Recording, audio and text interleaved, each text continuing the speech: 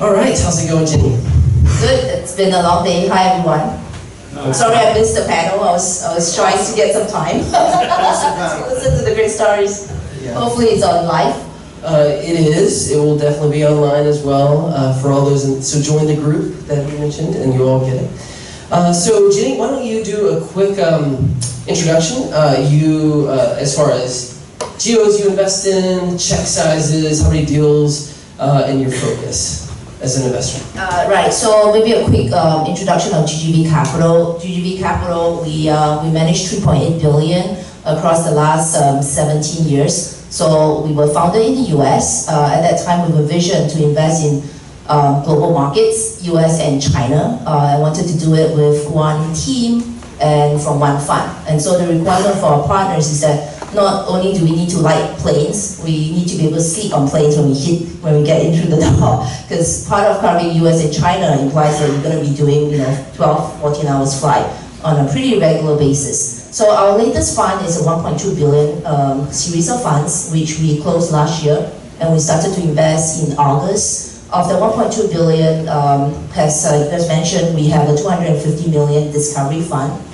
So what that does is the discovery fund allows us to come in very early. So if you are an entrepreneur with a very cool business plan, great team, and doing good stuff within the verticals that we'll focus on, we can write a check as small as a few $100,000, all the way to, with our main fund, we can do 10, 20 million, all the way to 70, 80 million per check. So it allows us to cover multi-stage. Doesn't matter whether you're US or China, but those are the two areas that we're in. We can talk more about the different investment verticals later.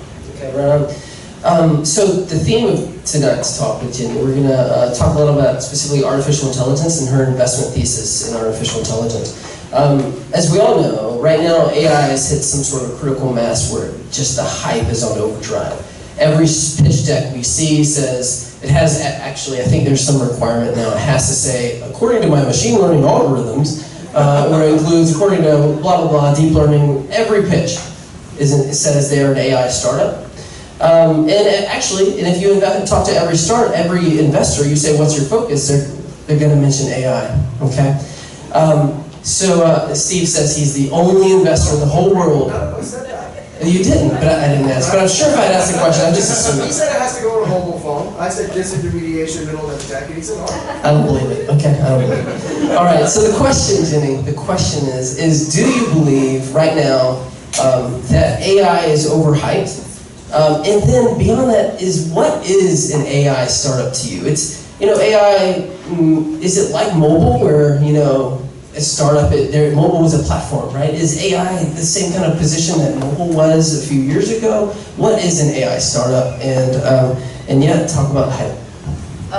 So actually I want to backtrack a little bit. The fundamental of entrepreneurs, can I just check how many of you are founders, startups? And how many of you are service providers? Lawyers, bankers? Not a lot. So and the rest are working for technology companies? Okay. So I think that as a VC, the fundamental things, and I've been a VC for 16 years. Over the 16 years, we've seen a lot of hype. When I first entered VC, it was at the peak of the internet bubble, and I saw it crash. At that time, during the bubble, I was in the Valley where deals were done in 2 weeks, from first meeting to close, and that's a typical Series A. In that time, in 2000, the rage there was anything E, right? You could do e-pads, e-dogs, e-steel, e-cars, e-motors. And again, that was the beginning of the internet wave, which got everybody interested in terms of, what internet can do to create new business model. Now, while the E wasn't much to quote about, the reality was that it did, spearhead the growth of internet, not just in the US, but also globally, particularly in China as well. In 2000, this was when Sina went public. In 99, Asia Info went public. This was the start of kind of the internet growth in China. So, and then after the E wave, we have a lot of the, O2O wave. We have the Groupon model, which is again, coupon buy, which not just happens in the US, but happens in China again. And then you have the huge mobile wave. And there was a time in 2009 and 2010 when we asked companies and they said, oh, well, mobile startup. What's that? What's a mobile startup, right? So I think today, yes, you can call yourself .ai, you can call yourself an AI-focused company, but I do want to highlight that it doesn't matter what buzzword you use. By the way, before .ai or AI became AI, it used to be called, big data, cloud, SaaS services, data analytics, or predictive analytics, right? So a lot of it is just what you do with the data. So I would encourage that if you're a startup, don't be fixated with the term, because before you know it, as in O2O right now is a dead word, right? 2 years ago, anything O2O is cool, right? Because you want to have your pet service, someone comes to your home to pick up your pet for a wash, like that's the O2O market, right? From food to services, and then today it's a bad word. Companies doing O2O tells me they're doing internet plus services, right? So it's no longer O2O. So get away from the term. I think at the heart of startup, at the heart of every startup, you have to ask yourself, what problem are you trying to solve? Right? The world needs problem solvers, not more .ai. Call it IA, right? So I think yes, it's a little bit of a hype, but I do think that it does. It demonstrates a few growth drivers. It's a convergence of a few growth drivers. Number one, there is huge data explosion, right? And this data is actually structured data, right? In the past, when we may go on PC, we may go on different devices, we're tracking UVs. Those are not specific user data. Today, with mobile penetration, 2 billion smartphones and growing, globally, 700-800 million in China.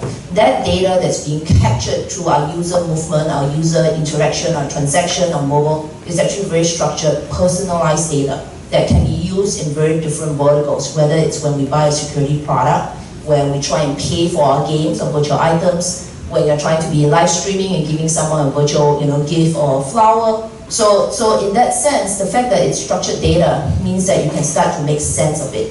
And so I will come back to saying, if you're looking at your startup, first, what problem are you trying to solve? Is your way of solving this problem unique? Right? If this is open source data and open source algorithms, which are a lot out there, there's a lot of scientists out there, then why are you better? Right? Figure it out. A lot of time, the scenarios that you are in, whether it's medical, education, finance, customer service, and the likes, requires very specific industry knowledge. So you may be using, maybe Barrett and I have the same startup, we use the same algorithm, but I may know the financial industry way better. And so I'm able to add a bit more contextual within that environment to allow my data to be a lot better. And so the problem that I can solve may be solved instead with, if you're solving the issue with 10 guys, I may be able to do it with 1, right? So then it's down to, when you solve that problem, are you doing it elegantly? Can you really do it efficiently? And at the end of the day, if it's within the industry, the ROI case has to be very clear, right? You cannot go to a bank and say, now you're using 1,000 guys to do credit card fraud management. If you use my technology, you're just going to use 900. That's not going to work, right? But if you tell them, if you use my technology, you can bring it down to 10. 10 versus 1,000, that's huge improvement. So I think, long story, but that's what we look for. We look for companies, startups, founders with a mission to change the world through solving an issue, not to VC for financing. Because financing comes and goes. At the end, you are on your own, whether you're successful or not. So really coming down to the fundamental issue is key. Right on. Okay, and so how many AI investments or investments into AI-focused companies have you made? And can you maybe highlight one or two of them that you feel like is doing something especially interesting in AI? So I'm going to answer that question in a different way. So within GGV, we have different horizons for investments. We look at business models that can change today's dynamic. For example, how e-commerce, verticalization, emergence of internet brands, that's a current market. Right, we talked about, I know we talked about ride sharing, the bicycle sharing, I have a view on that as well. But so on that, the shared economy, for example, that's a market that is right at the start that's coming up. So I think over the next 3 to 5 years, you will see next generation leaders. Then we have what we call a frontier tech sector. So in the frontier tech sector, it's one where we actually look 5 to 10 years out. Right? No one is going to tell us how big those markets are because there's no Goldman Sachs report on it yet. When Goldman comes out with a report, it's too late, right? Or they're wrong. So I think, so coming back, so on frontier tech, we have a couple of areas that we are thinking about. The first area that we've been doing a lot of work on is around the whole transportation. We think that transportation is the next thing after mobile internet, not AI. And how transportation is going to be changed from assisted drive to autonomous drive, from four-wheelers to three-wheelers, two-wheelers, planes, for example. That's an area where I think, again, think about 5 to 10 years out. Changes are happening. Regulations are moving ahead. So that's one big area where there's also AI being applied, if you want to use the word AI. So for autonomous drive, obviously computer vision needs to come in, NLP needs to come in for within car interaction, and then as the car is moving in an autonomous case, obviously you need control and route planning. So we actually look at application scenario, and we think that the autonomous transportation area, who loves auto-flying planes? Who loves the Jacksons? Who grew up with the Jacksons? I mean, in the US, so people should understand me. In China, I'm like, Jacksons, and they're like, no, what's that? But yeah, so it's gonna happen, right? 5 to 10 years out, if we were to hope the world is a better place, I think transportation is gonna change. Just being able to hail a ride from your mobile phone, that's just 0.5. I think when we get to 1.0, 2.0, it's gonna be interesting. So that's one vertical. The second vertical that we look at is the huge robotics area. Robotics is another form of when things start to move and act like human, they are another form of AI, right? So in robotics, we actually exclude cars and planes. So drones and cars has their own transportation area. But within robotics, it's mostly around different scenarios. One, within the home. So in the home situation, we see different types of consumer robotics, whether it's for educational, whether it's for NLP, for communication, for controls, whether it's for medical, nursing applications, so within the home. Second situation is within the services, so for hotels, for restaurants. I think this is one where globally, even in China, the cost of labor has increased 20x in the last 10 years that I've been in China. And so it's no longer enough to, you sit down in a restaurant in China and you have like 5 guys standing there, right? 1 guy taking your order and 4 guys looking. That's not gonna happen, right? Next time you're gonna have the iPad where you can click your stuff, and there it goes. And your pizza is going to be delivered by a bot that can come in and you have to open up the lid and take the pizza yourself. So I think for services industries as well, we are actually seeing robots being used, not just in the US, but actually in China, in restaurants, in hotels.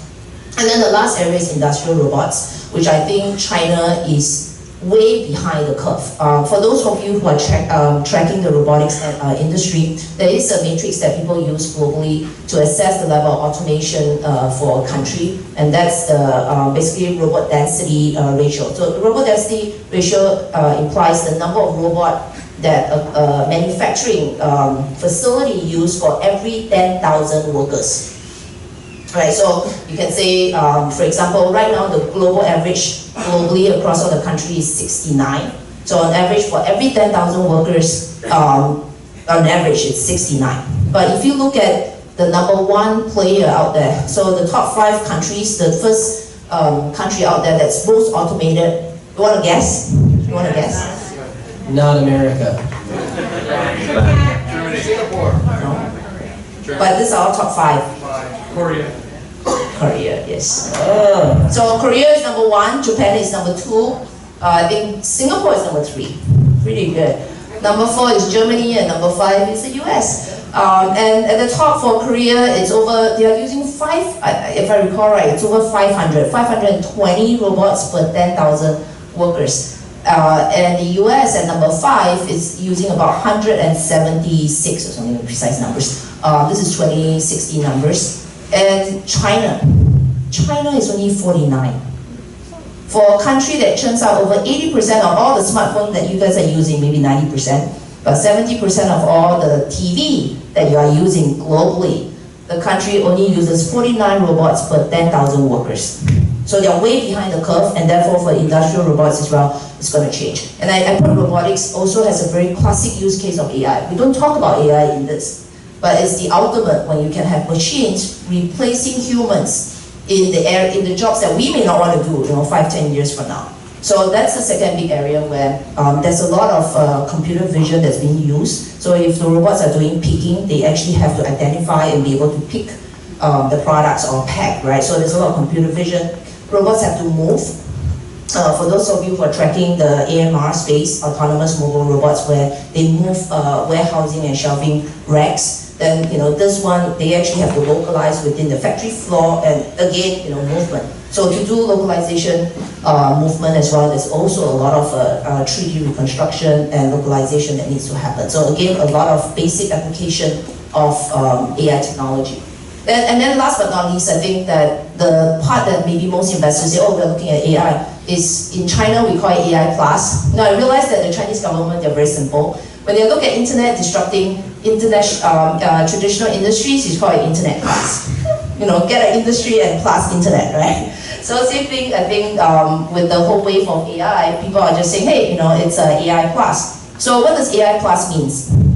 Again, we are lazy people, so we like to use acronyms, right? So AI plus essentially means leveraging whether it's NLP technology for education, or are you using computer vision technology for medical application? So that would be what we call scenario-based, whether it's education or finance or medical or customer service, surveillance, which is most commonly used, right? Those are all verticals where we are seeing core different modules of natural language processing or computer vision or fusion integration that's being done across the vertical. Sorry, I talk for a long time. Okay, so now we covered Hopefully it's useful. transportation, robotics, and was there a third? What was the third category? So we call it the AI plus. AI. Okay, AI plus. Okay, got it. Took me a long time to get to your answer. But No, actually, you answered like the next three questions, all so it's very startups, efficient. it's not the end that matters, it's the process. Right on. So we did mention a minute ago how really I made a joke about how every startup is saying they're an AI startup. I'd like to know, and I think others in the audience would like to know, what questions do you ask startups to kind of evaluate, what their how deep their AI technology truly is? How much are they really utilizing AI? And or the other side of the question, what do they need to communicate to you that they are more than just a simple AI company? They have really deep technology. So I mentioned this earlier, right? So what problem are they trying to solve? And how are they solving this problem? Like how efficient? Is it a 10 times difference, 5 times difference, 100 times difference? So that's actually more important than saying, okay, I'm using this algorithm, I'm using this open source, and I'm doing this. So again, I don't think VCs are in the market to invest in the top R&D centers. Maybe I'm wrong, but that's for us, it's about investing in companies that can make a difference. And I love R&D, I love scientists, but at the end of the day, if that research cannot make it out of the lab, none of us can use it. It's no use, right? So I think that's what we will focus on. The second area that we will then look at is whether the entrepreneurs has the right DNA, right? So you can say, hey, I'm a deep AI company, and none of your guys are in the right sector. That means you're gonna have to do a lot more to try and hire talent in this area to join you as a founding team. And right now, because of the hype, because of this huge love affair with the whole AI plus category, talent in this category is really expensive. Very expensive right now.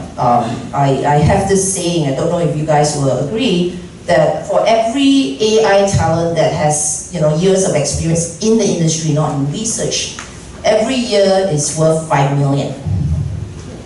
So if the company has like 5 AI guys with that experience, it's probably valued at like 100 million valuation. Right, so it is bubbly right now. It is talent, and so if you are trying to be a company trying to solve issues, leveraging this technology, and the core DNA of the company is not in this area, and you don't have founders who can get into this talent pool, you're going to start off from a very disadvantaged position. Right on. So that's good advice to all of you. When you're saying, according to my deep learning algorithms, really doesn't matter that much, right? You've got to prove to the team that you have, some true knowledge to back that up, as well, and more importantly, and maybe most importantly, you have to be showing that you actually are solving a problem with your technology. It's not about the technology, it's about the problem you're solving. Really good advice. Okay, so the next question is, you mentioned it. There are relatively few AI experts in the world, relatively few.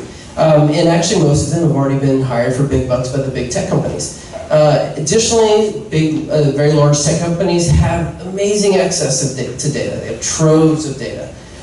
Startups, they're starting from zero. So does that mean that therefore startups are really disadvantaged in this kind of AI space?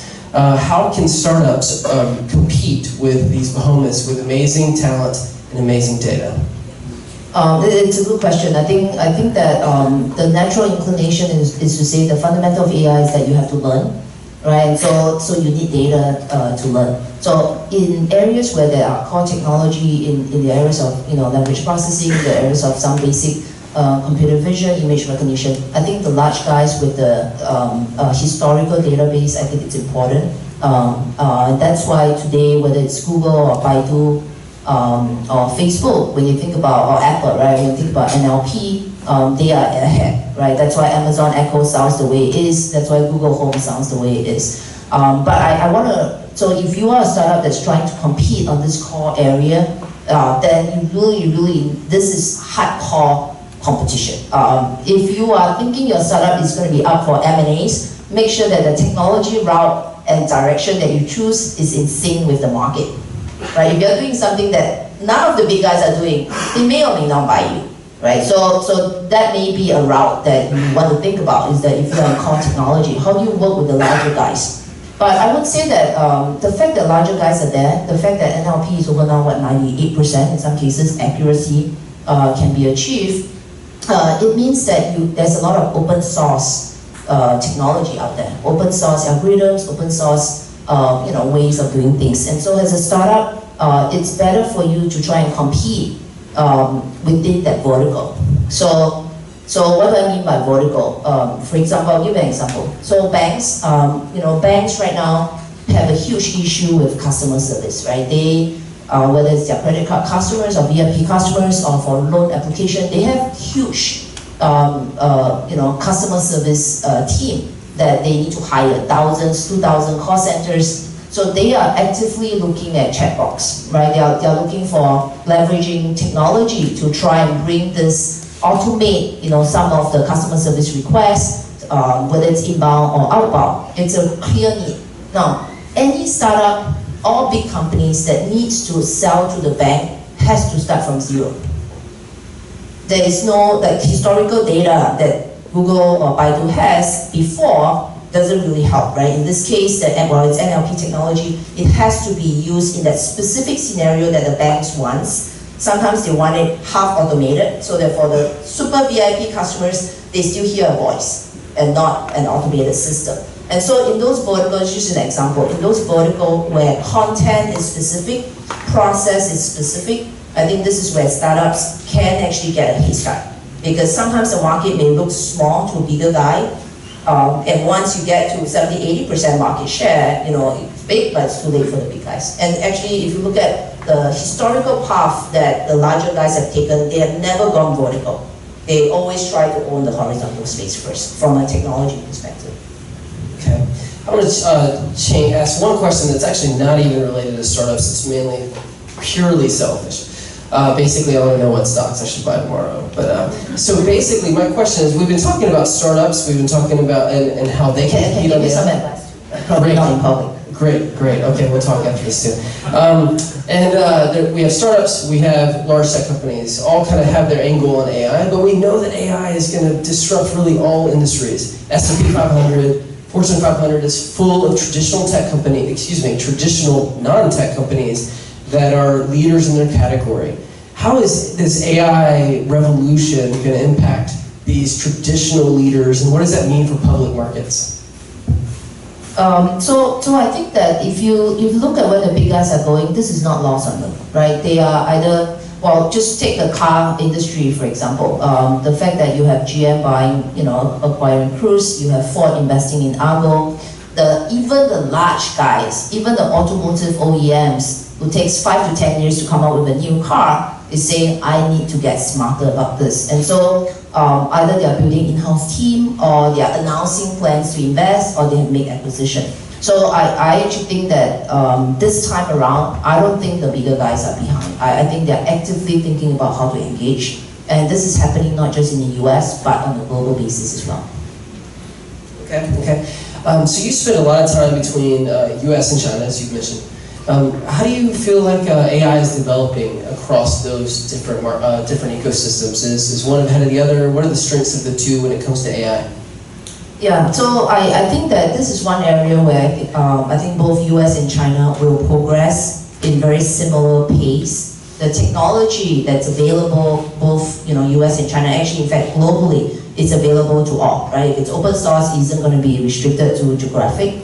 And in this instance, I think the peculiar one is China.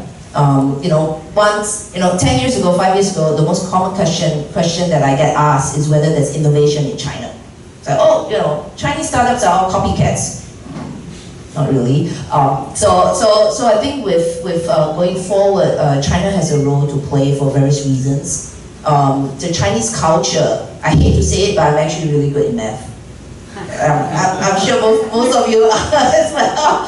And so, the Chinese way of learning math is actually really cool. For those of you interested, it's very good for like learning math, the Chinese language itself. And so as a result, years and years, it's there where Chinese tend to take out more research type work, more algorithms based, more computational.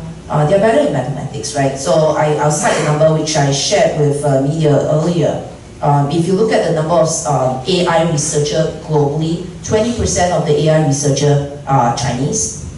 If you look at the number of citations that's been had for AI thesis algorithms, over 30% of all global citations comes from Chinese contributors. So they have inherently, this is playing to their core DNA, number one. So talent pool. Number two, when you look at the amount of data that's being generated, we talk a lot about data, right? While some you may have to learn from the scenario, some you can have historical, China has contributed to an explosion of this data. When you have 700-800 million users on WeChat, checking in 20 times a day, probably like 10 times while you're here, that's a lot of data. This is contextual, structured data that's being generated. China in last year actually generated about 10% of all global data, and by 2020 is expected to contribute over 15% of all global data. I think the number is 700 terabyte, huge number. So again, even if you just look at China itself, they have the ingredient, they have the talent, they have the data to actually try and solve problems. But I would say that if you're a startup, don't be fixated with geographic. If the problem that you're trying to solve is a global issue, then make sure that your team has the best of both worlds. Right? Today, it's not that difficult to hire and have an R&D center in China.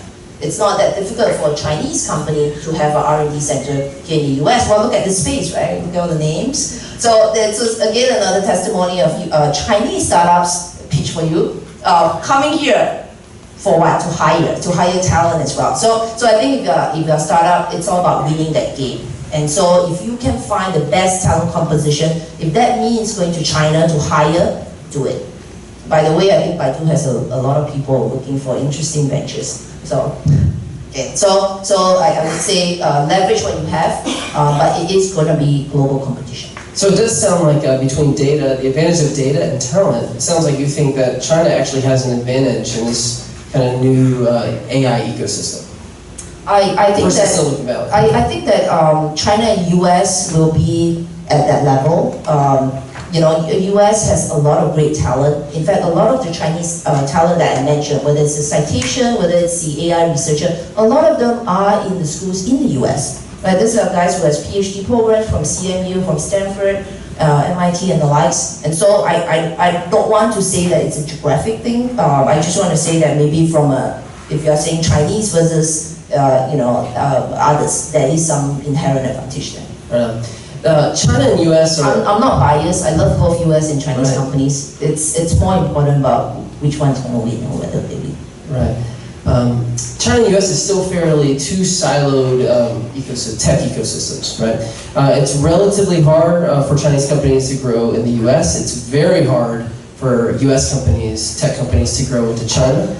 Do you think this will change over time? Are they going to kind of converge, or will it stay two separate, distinct ecosystems? So I think that that question has to change soon, because the answer is that it's actually not that difficult. So I think that technology is the great unifier between both the market, and I'll give you examples. Very early on, 10 years ago, in the internet world, when we said about exporting a business model overseas, the first type of companies that has made it successfully overseas are the tools companies. Right, so from China, for example, companies like UC Web that has a mobile browser, they are now number one in India. In fact, I think in the US it's quite high up there as well, definitely number one in China. So there's companies like Cheetah Mobile, so here I think, that when they started with their product, they actually went international first, very successful, got them public. So the first generation of companies are tools companies, because for the idea there is that if it's a tool, everybody uses the tool the same way. And so there's no localization, there's no context specific that needs to happen. But if you look at what's happening now, the market actually has shift for various reasons, right? So how many of you know Musical.ly? It's younger, more than I expected, right? So Musical.ly is an app that's top 5 or 10 in the US. Most of your kids may be using it, you may have to use it. This is done by a Chinese company. It's a Shanghai startup that did this product. They are now about to bring the product back to China, but they actually started in the US when the team was 100% still sitting in Shanghai.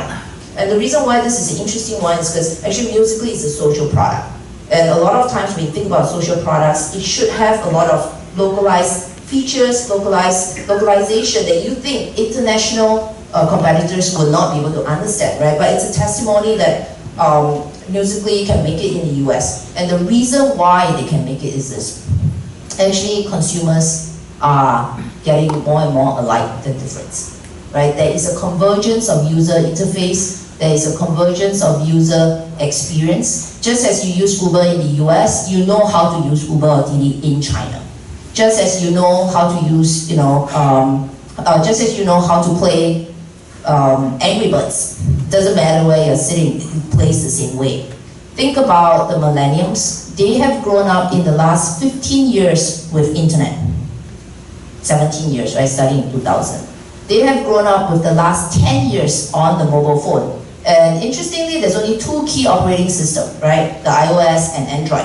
And so all the apps that's being downloaded, whether it's on a Xiaomi phone in China or an iPhone in the US, they look and feel the same, right? You know how to press to delete the app. That's UI, right? Think about how it's so hard for us to move from, Office to Mac when you first make the transition, right? And then Mac starts to look more and more like Office. So I think that's something that sometimes startups forget. Actually, the world has changed. They are no longer bipolar. They are no longer two geographic differences, because ultimately the consumers are getting more and more alike. So if you're looking at the consumer sector, I actually think that more and more cross-border models will work. Just as we have bicycle sharing in China, we now see it in the US. It's going the other way around. I think that the differences may occur more within the enterprise space, because I think that the way the US enterprise consume their product and their processes, that tend to be pretty different from China. And so in that situation, there may still be markets where, it's harder for US companies to localize enough in China, or for Chinese companies to bring their product to the international market. Probably not for the next 3 to 5 years. When will we see the reverse of Musical.ly? A US social company that can go first to China before even the US, like we saw with Musical.ly? Yeah, I think the issue is not business model, the issue is fear. And we thought that was funny, but... It's fear. So if you look at China market and you said, this is a market that I need to be in, right? It's a market that's important. If I take on the China market, I'm gonna win. And you do whatever it takes. If the founder of Facebook can spend the last 7 years learning Chinese, including giving a full course in Chinese to Tsinghua University, that's commitment. So I actually think that first for CEOs, you have to get over that hurdle. After you get over that hurdle, then you decide, what's that product. And once you're all in the China market, you're going to decide. It may be finding the right local partner. It may be, acquiring a team. So there are different ways to then try to address this issue. Right. So when is the right moment for startups like those in the room to be considering growing internationally? Not necessarily China included, but when should they be thinking about growing internationally?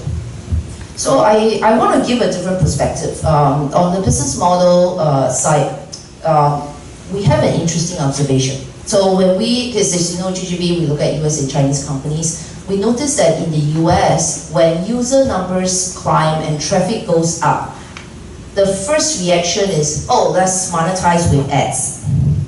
Let's just push ads. Why? Because in the US, you've had great companies really form because of ads, right? Whether it's Google or Facebook or Snapchat and the likes. The way, when you have traffic, you monetize with ads. Actually, that's a really roundabout way to monetize. If you really have a good product or services, your customer is going to pay. And so I think that if you look at China, interesting, I wouldn't say great disruption on the technology, but interesting business model disruption is that Chinese companies tend to think about, is this good enough for my consumer to buy?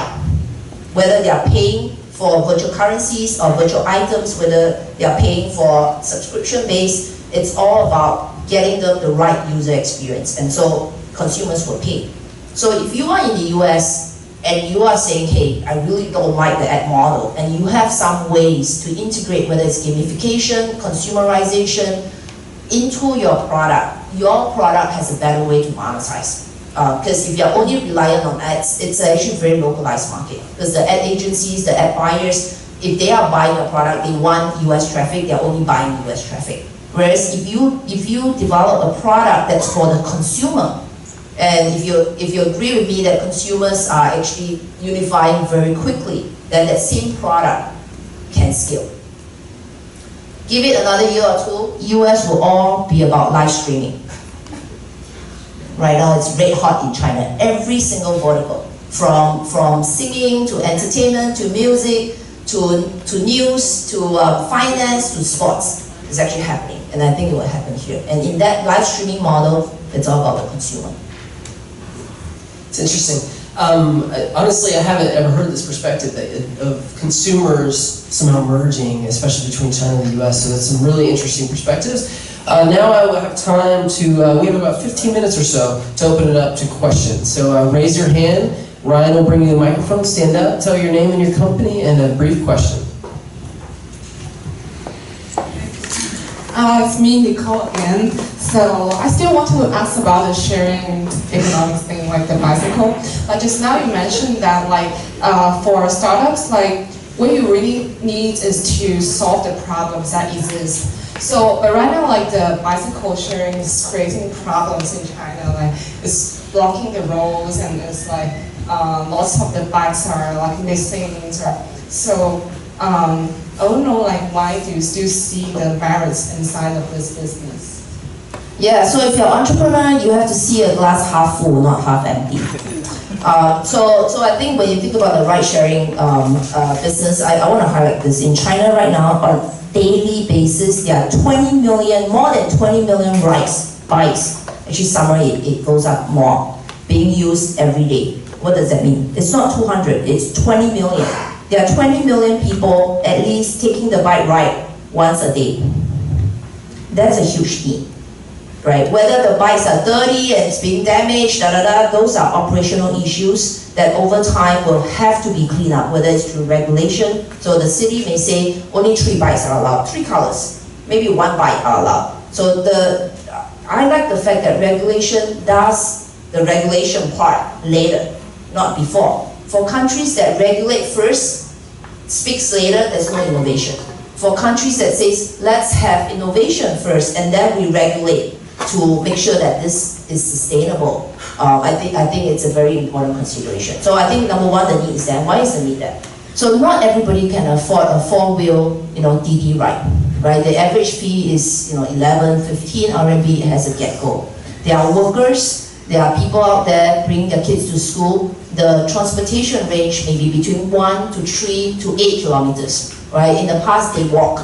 They walk in the sun, they walk in the rain. With a bike, they can bike, right? And so the bike sharing actually reaches to a level of consumer that is not in the middle to high-end class. It's actually the mass market, and that's where the need is. The penetration of bike sharing in China, I think, is not even at 30%, and you have 20 million rides a day. So it has to be a need.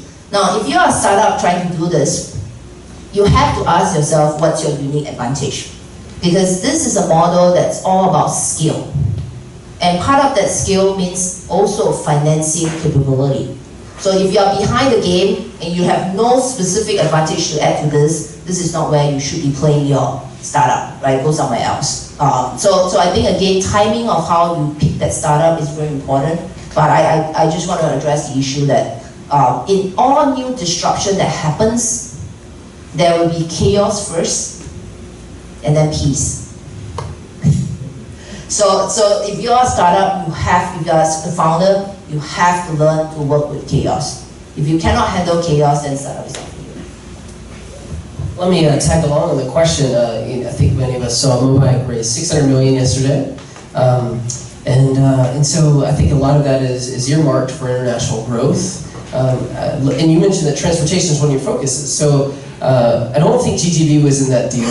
And I think you've made, I've talked with Hans about it recently, GGV's made a small investment in another company, another bike sharing company, but not a major investment. So what is your outlook for these companies' ability to grow outside of China, where they do have that incredible population density that makes any of these sort of sharing models work really well? So this industry, this business model is actually at a tipping point right now. So in China, it's a strategic moment.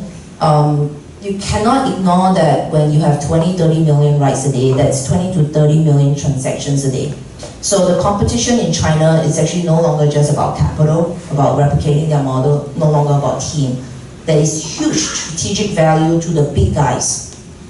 So we call it now, it's a fight of the gods, BATs, the gods. So they are the ones that's financing companies, whether it's OFO or Mobile, because they see the strategic value of having this high frequency transaction use case within the app. The fact that, of course, the two companies are slightly different. The fact that you can have data, like within the app, structured data as to where that person is, what kind of route they have taken, that's again additional data. So the fight has gone on a strategic level. I think the capital is as much for international expansion as for saying, hey, I have a big guy, all your young kids, go away. So it's a little bit of that situation, very similar to what Didi and Kuaidi did, almost 2 years ago now. So that's how competition has evolved.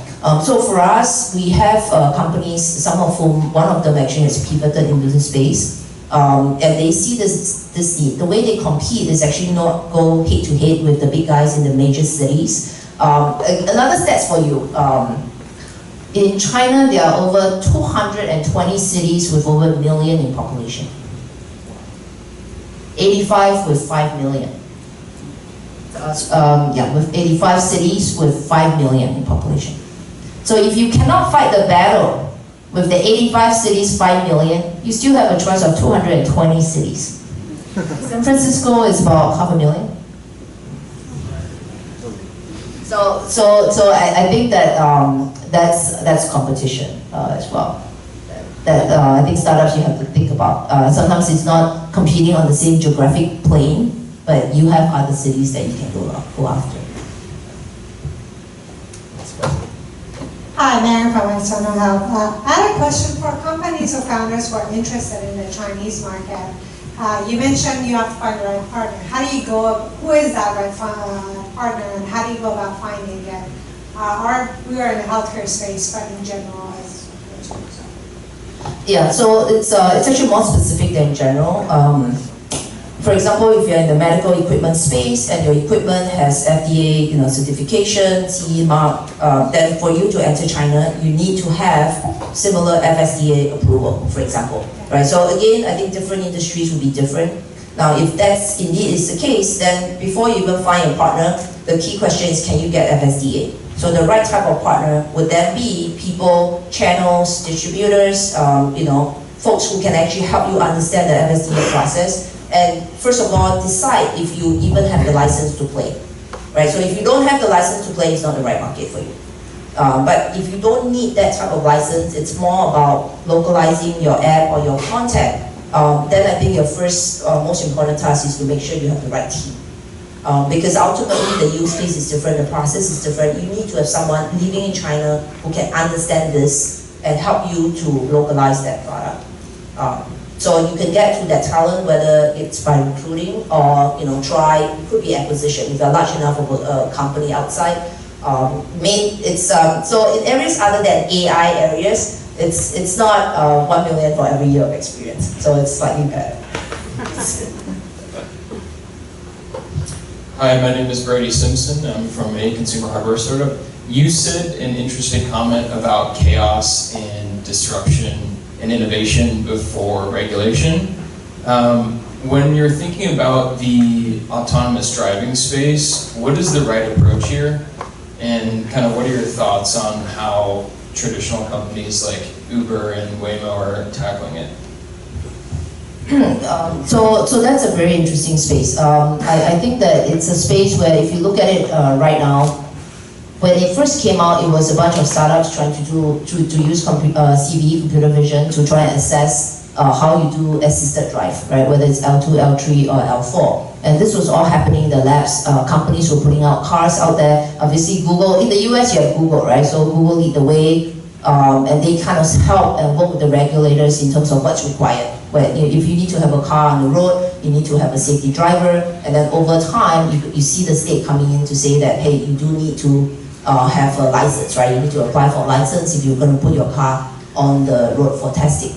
So it's one where, in this case, there was no regulation. I think the regulators has to figure out what to do. But as they see companies getting into it, and hopefully in the US, you guys have big companies leading the way, it helps to set the stage a little bit more.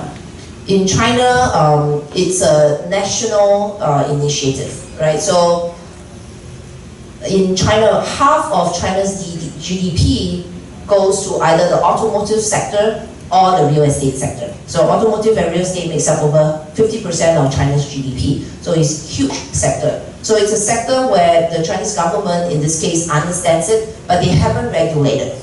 What they did say is that if you're Beijing, you're not allowed to have a car out there within the 5-ring road, because that's dangerous. There are a lot of people in Beijing, right? You're gonna crash. So they have simple rules first, but I think over time, they are probably gonna adopt a situation where you're gonna have to apply for a test license to do this. So I think maybe another parallel, give you some sense. So drones. We have consumers' drones flying everywhere, right? Now everybody's like, oh, the drone's gonna drop on my house. So what happens? For the longest time, the US government didn't do anything, right? They said if this drone is of a small size, it flies short range, within line of sight, okay. And then somewhere last year, they decided that there's too many drones out there, right? Actually, there's not that many drones. DJI, which is the #1 player globally, last year sold maybe 1.5 million, 1.5 million globally, and that's, I'm giving the high end of the stats. That's globally, and they own about 70% of the market. So say, the market is 2 million drones. That's not a lot compared to our 7 billion of population, right? But still, because you start to see issues like that, the US government basically said, hey, now you need to register. If you're using the drone for industrial application, you got to be registered as a flyer. Actually, so this was last year for the US. This year in China, about 2 months ago, China came out with a similar regulation that says, because China was starting to see drones being used for agriculture, for a whole bunch of stuff. And so, the Chinese government is also taking now a step to try and regulate. So that's the case where you have disruption that's happening. The government has to catch up. But I think it's great that they allow the flyers to go out there, see what kind of issues can be created before they regulate, so that the regulation can address that problem that they're trying to solve. Hi, my name is Catherine. I'm a company called MarketX, and I have 2 questions. The first question is about fintech development in China versus fintech development for the rest of the world. And the second question is for a company that's US based, trying to pursue the Chinese market, do you recommend picking leading investors, like, lead investor for the company in China with a strategic brand, or do you recommend picking a lead investor in the US? Thanks. So two questions, right? One, the fintech, and then second, picking the investor. So I guess I'm supposed to be an expert in all sectors, right? Which I happen to be. So I think on the fintech sector, this is a sector that is a little different. I actually cover fintech. Haven't done as much in the US, but in China, it's a huge industry. We call it fintech, or we call it internet finance. It's a huge arcade industry as well, whether it's from the banks, the security houses, where this were mostly state-owned. And over time, it's been a little bit more privatized, but there hasn't been a lot of innovation. And so there is, over the last 2 years, we have seen all kinds of P2P pop out in China, from short microloans to long microloans to consumer loans to asset-backed loans, P2P area. This is an area where, interestingly, regulation hasn't caught up. Over the last 2 to 3 years, the government used little guidelines. They have little guidelines out there, but no real specific restrictive regulation to stem out the innovation in this sector. So I think the regulatory regime is actually positive and supportive. Two, a lot of new internet guys are getting into the finance game with new products. Guess what? Like in China, you can get consumer credit not because you have credit card scoring, but because you have what they call 芝麻信用, right? Like the Sesame credit, this is like from Alibaba. So if you buy enough e-commerce products from Alibaba, you have a consumer rating to see how good you are. And so, or you can also leverage social standing. If you have X number of WeChat friends, and these are all the top-notch, Barrett of the world, you may have like an 80% credit scoring because your friends are good. You have to be pretty good too. So these are innovative products that the Chinese startups think about, right? And so that's where I actually see a lot of innovation all through the value system. Product first, and then address the internet finance issue. In the US, I haven't seen as much innovation, to be fair. I have seen a bit more traditional model, the lending club model, the SoFi model for loans, a little bit more, I think there is a page to learn from what has happened in China to see the Musical.ly story, to see if there are ways to modify some of those products to actually disrupt the US market. So I think there's both ways. And then I think investors, at the end, so fundraising. So fundraising is a problem that all startups have to face. First, you've got to decide, do you need funds to survive? Best if you don't. Self-survival is always the best startup. Now, if you do, then you've got to figure out, like where you want to start, how you want to start. If your team, and so very early on at the C to early A round, I would advise you to find local investors. And I think it's because you have in your universe, you're building your team, you're trying to figure out your product, you're trying to figure out your technology. Having investors who's in the same kind of location or same time zone actually helps you. Because if you find the right investor, that early investor can give you a lot of guidance in terms of which direction to go. Now, if you're only looking for capital, then any capital doesn't matter, right? You can get it from anywhere. As your company grows, if you get into a Series A, Series B, if international is a big objective of yours, then having the right cross-border investors actually is very important. Because as you take your first step out, you don't want to be sitting in Series B or at IPO, and you said, I want to go to China, and your board members have never been to China. That's fear. Because naturally, they're going to say, no, let's go make a trip first. So I think that as you grow your business, different stages, how you construct the board has to also mirror how you want to address your international market. If you're going to be local, I think go for the local folks that you relate to best. But if you have international ambition, at some point, surround yourself. They may not be board members initially, but surround yourself with advisors. They can also be advisors, right, who can help you think through international market expansion. I heard that might be the last question, so I'll try to make it really good. Actually, kind of a provocative question. Heard a lot of talk tonight about AI and your transportation focus as well, as we've seen a number of companies focusing in automated travel, personal human transportation, drones, other types of applications. The provocative question is, we've been moving people for hundreds of years, actually thousands of years. Now that we have technology in the name of VR and AR, is this a peak? At some point, do people stop moving because we have massive social networks and the ability to create AR, VR environments that are very compelling, ability to map and street view to micro detail? Do people stop traveling and we only move goods around and people don't move anymore, which would create massive shifts in how you commercialize any sort of business model? I'd like to get your thoughts on that. Yeah, so that's a good question. Actually, I keep asking myself this question as well. And by the way, I'm actually not bullish about AR and VR. Then we can talk about it, different topic. So I think that if you read the origin of humankind, we are born to migrate. We are born to move. Across history, some of the biggest problems that we have solved is around transportation. How do you get from one point to the other? When you're in the village, thousands of years ago, you want to cross that mountain.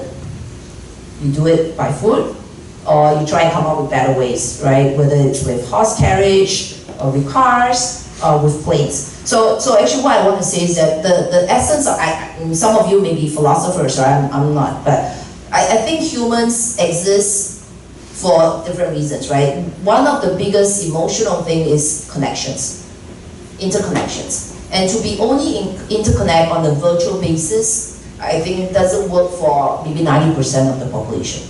So it's a belief as to, will humans all become like Matrix, where we only live in our mind and not move. But my fundamental belief is that as more and more products get online, as more and more services get delivered to your home, actually loneliness goes up. The search for happiness means you need more interconnection, which is why online is now going offline, which is why Amazon buys Whole Foods. So if you guys are watching, O2O it's going the other way. It's actually going from online to offline. Xiaomi now has stores, you can go check out your stuff, right? So it's actually reversing, because as the need for virtual satisfaction gets accomplished, people are now searching for more interconnection offline. Again, philosophy question, which we can talk about later. Okay, last question. All right, here comes our last question. Hi, my name is Tassilo. I actually do VR. We use it to heal pain, so that's probably something different. But my question is really about what I perceive to be sort of almost a barrage of Chinese investors coming to the Bay Area and trying to figure out who are the right investors, because it's often very difficult for a small company to have any sense of who these people are, and often it feels like they come like a tour bus. Sometimes. Actually, I think they are a tour bus. So for those of you who are not aware, right? So there are some fundamental drivers that's driving outflow of RMB or US dollar into the overseas market. So the RMB depreciation means that if you're in China and your net wealth is only denominated in RMB, there is a frantic need to try and diversify that risk, right? So, what that risk translates into is that if there's any way for them to buy a house in the US, send their kids overseas, come invest in technology and cool stuff, that's what they're going to do. So that to them is what they feel has a way of diversifying their currency reliance and also China-specific risk. So that's the driver that's happening. In China, the capital market is not as developed as the US, which is another topic. Over the last 17 years, the regulators have shut down the IPO like over 20 times. Like in China, the regulators can shut down IPO market. It's basically no IPOs for the next 3 months, right? So the market is not very developed. And so even if you have a lot of capital and you bought up all the homes in China, there's not a lot of places that you can go. Beyond homes and stock market, it's overseas. So that's that drive. That's number one. Number two, you're in the VR space. VR is great for immersive experience, whether it's in gaming, which is now mostly used, and then maybe in different travel situations. That is a sector that requires hardware and software integration. The Chinese investors in general are not afraid of hardware. You will notice that a lot of Magic Leap of the world, like the hardware-based companies, robotics companies in the US, they actually do get following in China because of China's roots, right? The fact that China has seen products being made, some of them made their wealth from building factories and running factories, right? The Foxconn of the world. And so that fear to say, oh, it has to be software, it has to be core, it's not there. For them, they actually feel more comfortable seeing a hardware product. Show them a server farm, right, with racks, versus this is my core software. So again, that's a little bit of that going on, where if you are comparing between US investors and China investors do, when they do make that check, they want to know that they can see the physical product. Now, but which investors you should use, there's a whole gamut, right? So you have the BATs, so the big strategic guys are also placing bets and buying companies in the US. You have the individuals who are trying to diversify, and sometimes they are not from the non-tech industries, and so they may not understand what you're doing, but they have loads of cash. And then there are investors, there are R&B investors who have R&B funds, but trying to diversify their funds. So you do have to be very prudent, do make that due diligence call, ask around. I think, Barrett's team has been in China how many times? 4 times a year at least. And over the years, a few hundred times. So there are investors, there are fellow, people here who actually knows China. So make sure you do the right due diligence. Make sure you understand where that money is coming from. Make sure that money can get out. They tell you they have loads of RMB. Right now, it's really hard to convert RMB to US dollar. So they may commit, but they may not close. So I think those are the risks. But money is money. If you need to survive, make sure you do your work and then find the best of the lot. All right, that concludes the fireside chat. Let's give a round of applause to Jenny and Barrett. Thank you guys so much. Thank you. Also to our